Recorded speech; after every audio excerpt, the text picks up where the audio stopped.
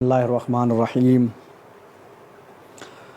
الحمدللہ رب العالمین والصلاة والسلام علی اشرف الانبیاء والمرسلین خاتم النبیین وآلہ الطیبین الطاہرین ولعن اللہ علی اعدائہم اجمعین من یوم ظلمہم الی یوم الدین اما بعد فقد قال اللہ سبحانہ وتعالی فی القرآن الحکیم بسم اللہ الرحمن الرحیم شہر رمضان الذی انزل فیہ القرآن ھدی للناس وبینات من الھدی والفرقان۔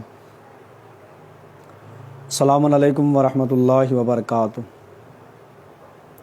حاضرین کرام، ناظرین ذوی الاحترام، حاضر ہیں آپ حضرات کی خدمت بابرکت میں ایک بار پھر چند معروضات لے کر۔ کل کی شب جو ہے وہ چونکہ شب قدر تھی اور وہ اعمال میں مصروفیت کی بنا پر حاضری نہیں ہو پائی تھی۔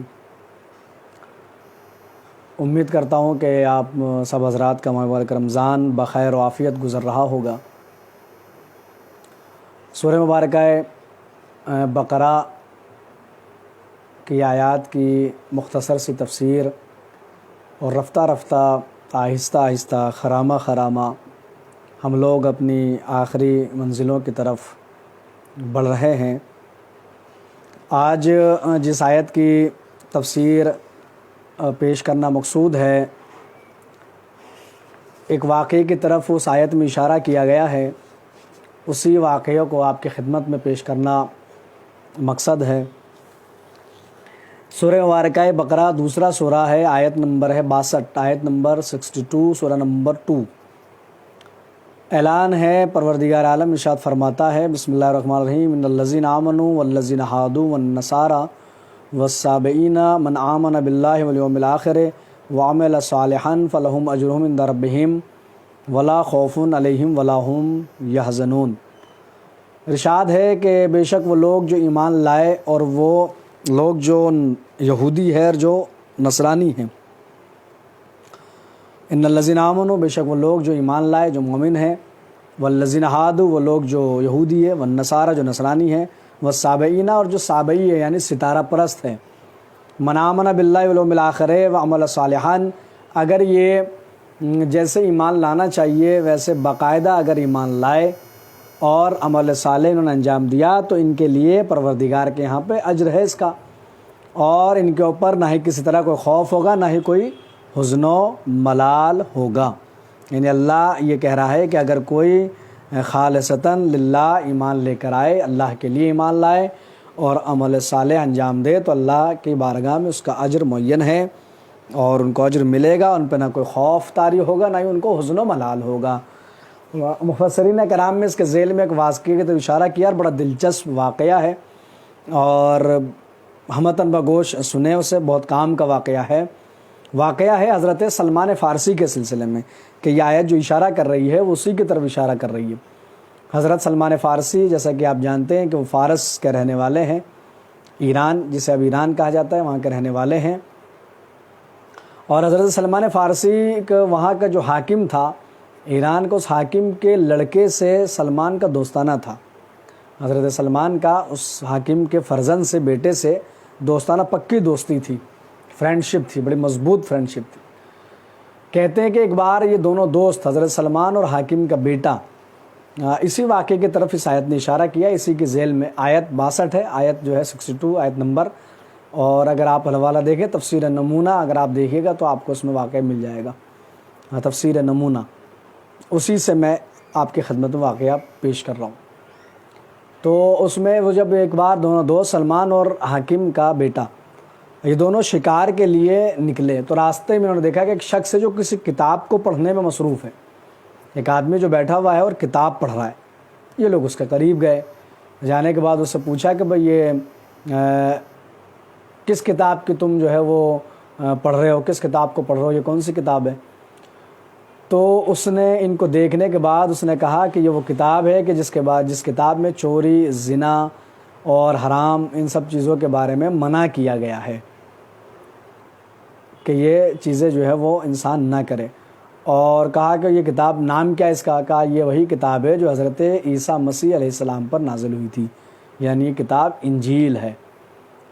انجیل کتاب ہے یہ، ان کو اس کی جو راہب تھا وہ راہب کی بات ان دونوں کے دل پہ اثر کری، متاثر ہوئے اس سے، اور متاثر ہونے کے بعد اس سے روزانہ ان کی ملاقات ہونے لگی اور اس سے وہ بات کرنے لگے، یہاں تک کہ وہ ان کو بات کرنے لگا اور مذہب کی جو ساری باتیں ہیں ان کو بتانے لگا وہ راہب۔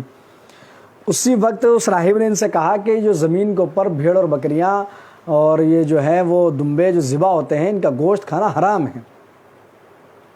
انہوں نے کہا کہ ٹھیک ہے۔ اب ایسے میں ایک دن آیا جو خوشی کا دن تھا، عید کا دن تھا، تو حاکم نے، چونکہ حاکم کا بیٹا بھی ساتھ میں، تو جو حاکم بادشاہ ہے اس نے ایک دعوت کا انتظام کیا، ایک بہت بڑی پارٹی اس نے رکھی، ایک دعوت کی اس نے تو اس نے اپنے بیٹے سے کہا کہ بھائی تم بھی اس میں شرکت فرماؤ، دعوت کے اندر تم بھی آؤ۔ اس نے کہا کہ نہیں میں دعوت میں نہیں آؤں گا۔ اس نے پوچھا بیٹے سے بھائی کیوں نہیں آؤ گا؟ اس نے کہا کہ نہیں میں جو ہے وہ آپ کی دعوت میں، آپ کی پارٹی میں پارٹیسپیٹ نہیں کروں گا، شرکت نہیں کروں گا، شامل نہیں ہوں گا۔ اور اس نے کہا کہ وجہ بتاؤ، اصرار کیا تو بیٹے نے وجہ بتائی، کہا کہ اس لیے کہ جو غذا تمہارے یہاں استعمال ہے وہ کھانا حرام ہے۔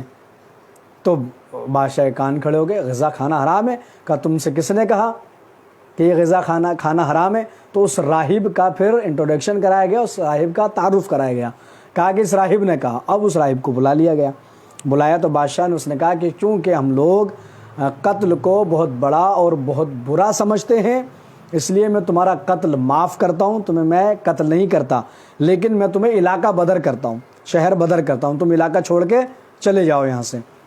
اب وہ بیچارہ راہب جو ہے وہ کیا کرتا، بادشاہ کا آرڈر تھا، بادشاہ کا حکم تھا، اس نے کہا کہ ٹھیک ہے۔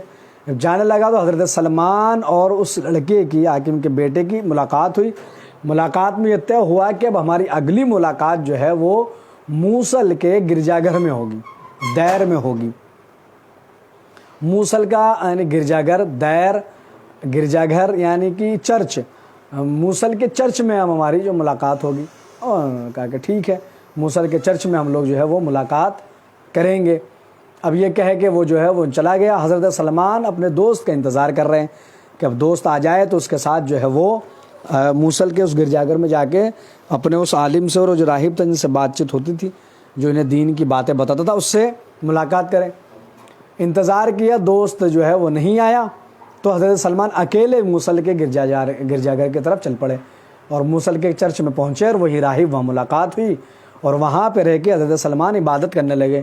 کہتے کہ اتنی زیادہ عبادت کرتے تھے کہ راہب نے باقاعدہ حضرت سلمان سے کہا کہ تم جو ہے وہ دن رات عبادت میں مصروف رہتے ہو کہ تم ناکارہ نہ ہو جاؤ، سنیاسی ٹائپ ہو گئے نا، ہو جاؤ تم۔ تو سلمان نے کہا یہ بتاؤ کم عبادت کرنا بہتر ہے یا زیادہ عبادت کرنا بہتر ہے؟ انہوں نے کہا نا عبادت تو زیادہ کرنا بہتر ہے۔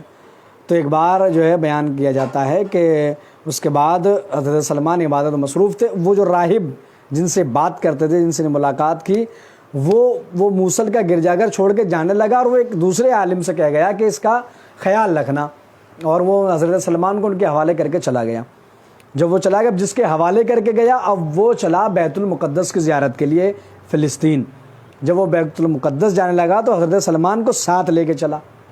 حضرت سلمان کو جب ساتھ لے کے چلا، وہاں پہنچے، وہاں پہنچنے کے بعد زیارت کی۔ زیارت کرنے کے بعد اس عالم نے کہا کہ بھی یہاں پہ نصارہ کے علماء بیٹھ کے درس دیتے ہیں، پڑھاتے ہیں، لوگوں کو سبق دیتے ہیں، جو عیسائی علماء ہیں، تم بھی ان کے پاس جا کے بیٹھا کرو۔ حضرت سلمان نے کہا ٹھیک ہے بیٹھے۔ ایک بار ایک عالم نے ان کو بتایا تو عالم نے ان کے درس میں بیٹھنے لگے جا کر۔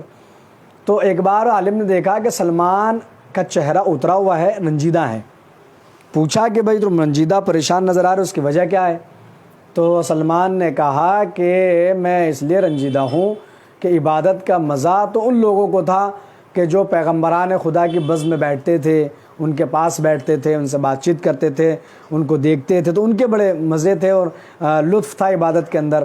ہماری عبادت میں کیا لطف؟ تو اس عالم نے کہا کہ میں تمہیں بتاتا ہوں، ان قریب سرزمین عرب پہ ایک پیغمبر آنے والا ہے، اور وہ پیغمبر جس کا نام احمد ہوگا، اور وہ پیغمبر ہوگا، اللہ کا پیغمبر ہوگا، اور میں بوڑھا ہو چکا ہوں، شاید میں اس کو نہ پاؤں، اس سے ملاقات نہ کر سکوں، لیکن تم چونکہ جوان ہو تو تم اس سے ملاقات کر سکتے ہو۔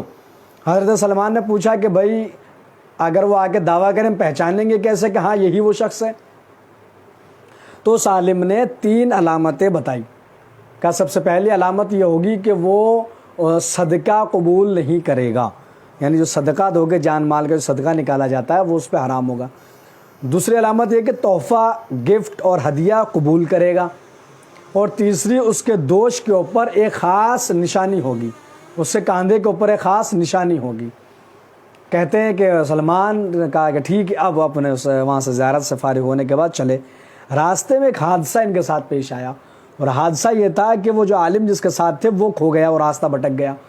اب ظاہر سی بات ہے کوئی یہ زمانہ تھا نہیں، ورنہ الیکٹرسٹیز تو تھی نہیں وہاں پہ کہ فلائٹ سے جا رہے ہیں، جا رہے ہیں، وہ بڑے سالوں کے سفر ہوا کرتے تھے، بڑا طویل عرصہ اس سفر میں لگا، راستہ بھٹک گیا، سلمان اکیلے رہ گئے۔ تو حلب کے 2 قافلے جو ہے انہوں نے دیکھا کوئی شخص ہے، انہوں نے سلمان کو دیکھ کے اسے جو ہے وہ غلام بنا لیا، اونٹ پہ بٹھا کے مدینے لے آئے۔ اب سلمان جب مدینے آ گئے تو ان جو حلب کا وہ قافلہ سالار تھا اس نے سلمان کو ایک عورت کے ہاتھ فروخت کر دیا۔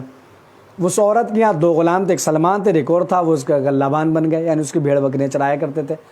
کہتے کہ اس دوسرا جو گلابان تھا، جو چرواہا تھا، اس نے سلمان سے کہا کہ یار ایک شخص آیا ہے کہ جو یہ دعویٰ کرتا ہے کہ میں پیغمبر خدا ہوں، میں نبی خدا ہوں، اور جو ہے وہ اس نے نبی خدا ہونے کا اور ہادی برحق ہونے کا اعلان کیا ہے، اور وہ وحدہ لا شریک ایک اللہ کی عبادت کے لیے آمادہ کرتا ہے، بلاتا ہے۔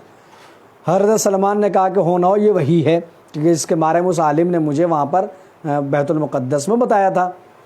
اب سلمان کو جب چھٹی ملتی تھی ویکلی، اس ہفتے کی ایک چھٹی ہوتی ہے نا، ایک چھٹی سے اتوار کی چھٹی ہوتی ہے یا کہیں جمعے کی چھٹی ہوتی ہے، سلمان کو بھی ہفتے میں ایک چھٹی ملا کرتی تھی۔ کہا کہ اب وہاں پہ چونکہ کام کرتے تھے تو اجرت ملتی تھی، تو تھوڑی سی انہوں نے رقم بھی جمع کر لی تھی۔ سلمان نے کہا جب چھٹی کا دن آیا تو یہ چلے، اور انہوں نے جا کے معلوم کیا کہ بھائی یہ کوئی ایسا شخص آیا ہے کہ جس نے نبوت کا دعویٰ کیا اور جو کہتا ہے میں خدا کا پیغمبر ہوں۔ لوگوں نے اس کو بتا دیا ہاں بھائی فلاں جگہ بیٹھا ہے مسجد میں جا کے۔ اب مسجد میں یہ آئے، سلمان دیکھا کہ ہاں ایک شخص ہے جو بیٹھا ہوا ہے اور کچھ افراد اس کے ارد گرد بیٹھے ہیں۔ سلمان نے کہا علامت یہ بتائی تھی کہ ہدیہ اور گفٹ قبول کرے گا، صدقہ نہیں قبول کرے گا، اور اس کے کاندھے کے اوپر ایک جو ہے وہ نشانی ہوگی۔ کہتے ہیں کہ حضرت سلمان نے 2 روایتیں، کچھ کہتے ہیں کچھ جو ہے وہ سلمان نے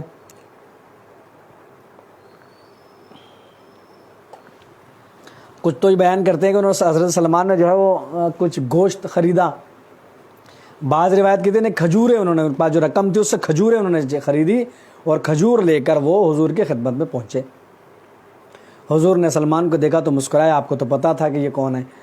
کھجوریں پیش کی تو سلمان نے پوچھا کہ بھی یہ کیسی کھجوریں ہیں، تو بتایا کہ یہ صدقہ ہے۔ صدقہ ہے تو پھر جو لوگ بیٹھے تھے ان سے کہا کہ بھائی تم کھاؤ، یہ صدقہ جو ہے ہم اس کو صدقہ ہمارے لیے نہیں ہے۔ تو حضرت سلمان نے ٹک مارک لگا لیا، کہا ایک علامت کمپلیٹ کہ صدقہ یہ نہیں لیتا، صدقہ کو قبول نہیں کرتا۔ اگلے ہفتے پھر جب چھٹی ملی تو پھر تھوڑی سی کھجوریں لے کے کچھ سامان لے کے پہنچے اور حضور کی خدمت میں پہنچے اور آپ کو پیش کی کہ میں لایا ہوں۔ سرکار نے پوچھا کیسے کیا ہے، کہ کھجور ہے، کہ کیسی ہے، کہا یہ ہدیہ ہے میری طرف سے، تحفہ ہے۔ تو حضور نے وہ کھجوریں لے کے گھر پہنچوا دی اور خود بھی تناول فرمائی اور آپ نے گھر پہنچا دی کہ یہ گھر پہنچا دی جائے۔ دوسرا پھر ٹک مارک لگا کہ اب جو ہے وہ علامت پوری ہو گئی، 2 علامتیں پوری ہو گئی کہ صدقہ نہیں لے گا، ہدیہ قبول کرے گا۔ اب ایک علامت رہ گئی کہ کاندھے کے اوپر جو ہے وہ ایک ایسی نشانی ہوگی جس سے پتہ چل جائے گا کہ ہاں یہ پیغمبر خدا ہے اور یہ ہادی برحق ہے۔ اب کہتے 2-3 ہفتے گزر گئے، حضرت سلمان کیسے دیکھیں، کاندھے کو کیسے دیکھیں؟ اب 2 روایتیں موجود ہیں، دونوں میں آپ کو سناتا ہوں۔ پہلی روایت یہ ہے کہ سلمان جب پہنچے تو رسول اللہ کے گرد گرد چکر کاٹتے تھے، رسول بیٹھتے تھے تو دیکھتے، چاروں طرف گھومتے رہتے تھے۔ کہ ایک بار ایسا آیا کہ جب رسول اللہ نے دیکھا کہ ہاں یہ سمجھ گئے نا رسول کے بھی کیا چاہتا ہے، تو کہتے جیسے سلمان رسول اللہ کے پیچھے پہنچا تو حضور نے اپنے کرتے کو ذرا آگے سے اوپر کیا۔ اب کرتا جب آگے سے اوپر ہوگا تو پیچھے سے نیچے ہوگا۔ اب جیسے پیچھے سے نیچے ہوا تو سلمان کو چمکتی ہوئی مہر نبوت نظر آئی، یعنی وہ آپ نے سنا نا کہ حضور کے کاندھے پہ نبوت کی مہر تھی، مہر نبوت تھی۔ اس لیے کہ بھائی بھیجنے والا جب حق کے ساتھ بھیجتا ہے تو سند دے کے بھیجتا ہے، ڈگری دے کے بھیجتا ہے۔ اب جب نبی برحق ہے تو ڈگری کے ساتھ آئے تھے، سند لے کے آئے تھے، اب مہر نبوت چمکتی ہوئی دیکھی۔ دوسری روایت یہ ہے کہ سلمان بیچارے سوچ رہے کہ کیسے ہیں۔ اب وہ جملہ جو رسول نے کہا وہ میں آپ کو سناؤں گا کہ رسول نے سلمان سے کیا کہا۔ آپ کہتے ہیں کہ ایک بار ایسا آیا کہ سلمان مسجد میں پہنچے تو دیکھا رسول نہیں ہے، پوچھا کہ بھئی پریشان ہو گئے، کہاں گئے؟ کہا کوئی کسی کا موت ہو گئی ہے، کسی کا جنازے میں گئے۔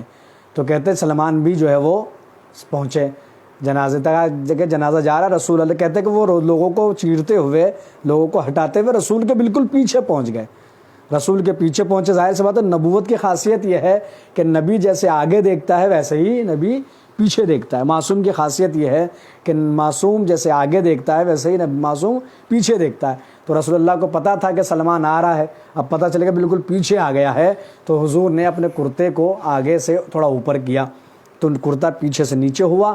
سلمان نے چمکتی مہر نبوت دیکھی تو رسول اللہ نے مڑ کے سلمان سے کہا سلمان اب کس بات کا انتظار ہے؟ ساری علامتیں تو دیکھ چکا ہے، تو یہ دیکھ چکا کہ میں صدقہ نہیں لیتا، تو دیکھ چکا کہ میں تحفہ قبول کرتا ہوں، اب تو نے اپنی آنکھوں سے چمکتی مہر نبوت بھی دیکھ لی ہے۔ اب سلمان نے کہا کہ آپ کو پتا تھا میں کون ہوں؟ کہا کہ جو میں کیونکہ پیغمبر خدا ہوں، عادی برک ہوں، تو مجھے علم غیب بھی ہے، مجھے معلوم ہے تم کون ہو اور کس کس طرح سے تم جو ہے وہ مصیبت برداشت کرتے ہوئے میرے تک پہنچے ہو۔ پھر سلمان نے جو ہے حضور کے ہاتھ پہ بیعت کی، آپ نے جو ہے کلمہ پڑھا، آپ مسلمان ہوئے۔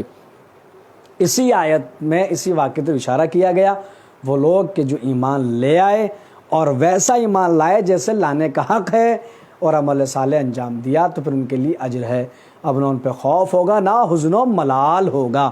اس آیت نے حضرت سلمان کی طرف اشارہ کیا، اور یہی حضرت سلمان ہیں کہ جن کو ایمان کے 10ویں درجے پہ فائز ہیں۔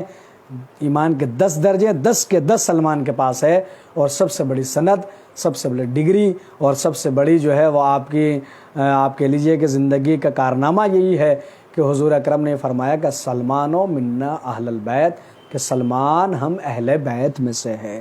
تو اسی آیت کی طرف اس نے اشارہ کیا ہے، اور میں امید کرتا ہوں کہ واقعہ آپ کو اچھا لگا ہوگا، پسند آیا ہوگا، اور آئے تو بتا دیا کریں کہ ہاں یہ بات اچھی ہے نہیں ہے۔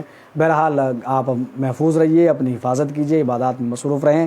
چند دن باقی ہمارے مبارک رمضان کے، جتنے دن باقی کوشش کریں گے کہ آپ کی خدمت میں حاضر ہوں اور آپ کو معروضات پیش کی جائے، تو انشاءاللہ کل پھر کسی آیت کی تفسیر لے کر آپ کی خدمت میں حاضر ہوں گے۔ جب تک کے لیے وآخر دعوانا ان الحمد للہ رب العالمین، فقط و سلام۔